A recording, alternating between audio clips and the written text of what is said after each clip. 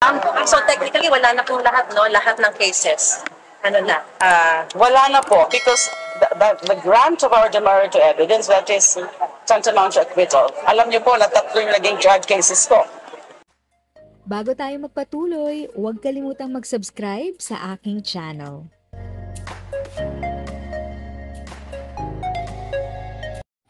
Thank you sa pag-click ng aking video. Good day po sa lahat ng mga nanonood. Sa mga bagong viewers at napadaan lang, by the way, I'm Tita Eda. Welcome to my channel. Ang channel na maghahatid sa iyo ng dagdag kaalaman tungkol sa government services, bagong mga balita at informative videos na galing sa legit na resources. Mag-subscribe na para updated ka. Napakalaki po ng ginhawa at saya ang nararamdaman ko ngayon. Mas mapapanatag at makakatulog na po ako ng mas maluwag. You know, with the grant of our demerit to evidence, which is tantamount to acquittal, that means I am now completely free and vindicated. It's very liberating. At alam niyo naman ito, I respected the rule of law. Despite the pain and the injustice of it all, I confronted the charges head on, and I went through and endured the whole process. Nagpapasalamat po ako unang-una sa ating mahal na Panginoon for His grace of freedom, permanent or full freedom and vindication, na hindi niya po ako pinabayaan all throughout my journey and ordeal. Salamat din po sa aking legal team for their hard work and their extraordinary commitment in defending me against these fabricated, spurious charges. Salamat din po kay Honorable Judge Henner Dito for his strong sense of justice and fairness. Napakalaki po o malaki pong bahagi ng aking pagkamit ng hustisya ang makalaya ako ng lubusan. Sa aking pamilya, maraming salamat sa pagmamahal. At sa inyong lahat na hindi bumitiw, for believing in me and in my innocence, and in the causes that I've been fighting for. Maraming salamat. Sa taong bayan na tumutok sa mga kaso ko, salamat po.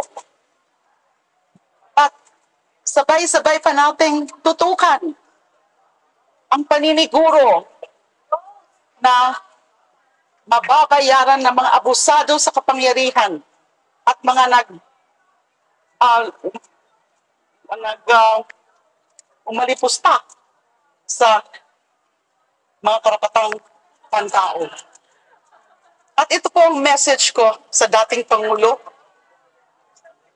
kay Ginoong Duterte. Kayo ngayon ang mananagot sa mga kasalanan niyo sa taong bayan. Isa lang po akong biktima.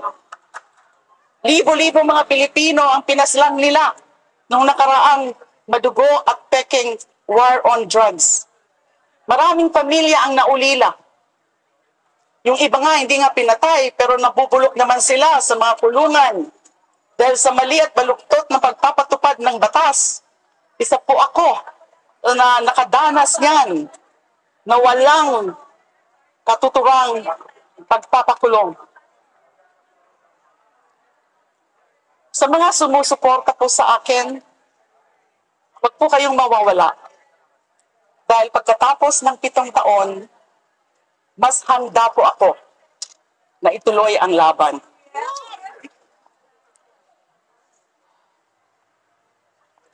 Let's pray together. Let's work together. Let's fight and win together. tuloy ang laban. Ma'am, yung sinasabi niyo po na tuloy ang laban, does this mean that you are going to run for the Senate I have this I have no 2025? decision here. What I meant ay tuloy ang laban kontra justices and sa oppression. Ay ang dami nga po mga naging biktima ng injustice and yun po ang ibig kong sabihin. What's next? Well, I'm still really adjusting sa buhay ko ngayon, lalo na ngayon na talagang complete freedom na ito para sa akin. Marami po ako mga engagements ngayon at nagtuturo naman po ako ngayon and babalik po siguro ako sa practice, although limited capacity. And tutulong po ako syempre sa Liberal Party because I happen to be the spokesperson of Liberal Party. And in fact, this is such a meaningful time for me also because it coincided with the 3rd death anniversary of the former president, Benigno S. Aquino III. How about si Pinoy. So nami-miss ko nga po, I'm sure he was with us sa courtroom kanina in spirit. How about sa ICC, ma'am? Meron po ba kayong gustong sabihin? Tumutulong po ako dyan, tutulong po ako. And kaya nga po, yung naging mensahe ko kay Ginoong Duterte ay siya ngayon ang mananagot. Kailangan panagutin. Dahil wala namang nangyayari dito sa Pilipinas. Konting-konti lang yung na-prosecute at nako-convict nila. At nandyan ang ICC. Tumutulong po tayo. I've been saying that na handang-handa po ako na tumulong talaga sa ICC para makamtan ang justisya ng mga naging biktima. Maraming salamat. Thank you, ma'am. So technically, wala na pong lahat, no? Lahat ng cases. Ano na? Wala na po because the grant of our demerit to evidence, that is tantamount to acquittal. Alam niyo po na 3 yung naging drug cases ko. Nag-grant yung demerit to evidence ng isa, na-acquit ako totally sa isa. Ito naman ngayon, another grant of demerit which is tantamount to acquittal. Meron pa nga ako kaming isang case na maliit na kaso, yung disobedience to subpoena or to summons, disobedience to summons. Na napakatagal na. Kaya dinismiss na po ng RTC. Sa METC po yun. Nung hindi po dinidismiss ng METC, inakyat po namin yun. Inakyat po ng aking mga abogado sa RTC and invoking my right to speedy disposition of case or speedy trial. Dahil na minor case lang, na imposable penalty nga, is just, I think, 6 months. And then tumagal ng 7 taon, tumatagal ng 7 taon. So buti na lang po, nagpapasalamat din po kami sa RTC Quezon City na pinagbigyan po yung aming petition na tuluyan na rin pong dinismiss yung kaso na yan. Isa lang po yun, yung disobedience. Yes. So all of these criminal cases are gone. So that's why I'm so happy. Do you go back to Bicol? Yes. Yeah, I've been going there once in a while. Binibisita ko po ang mami ko. Thank you. Sa mga, meron kaming meeting yung lawyers. Kasi sa mga next moves, mag-usap. For the Are you contemplating to file your Nandito po sa Oh yes, my lawyers have been studying that already. And there are still other cases that I've asked them to study. Isa nga po, we will announce it in due time. Okay. Kasi pinag-uusapan yan, pinag-aaralan yan. So pag ready na po, i-announce po namin yan. Aside from Duterte, sino po yung respondent? Thank you. Thank you, ma'am. Thank you. If sa tingin mo, natulungan ka ng video ko na ito, nakasave ka sa oras mo, you can click yung thanks button at any amount ay malaking help sa pag-grow ng channel ko. Yun lang po muna ang aking update. Sana ay nakatulong na dagdag kaalaman ang aking shinare today. Ang goal ng aking channel ay mag-create ng awareness. Kung ganitong mga topic ang gusto mo, panoorin mo ang mga videos ko na ito.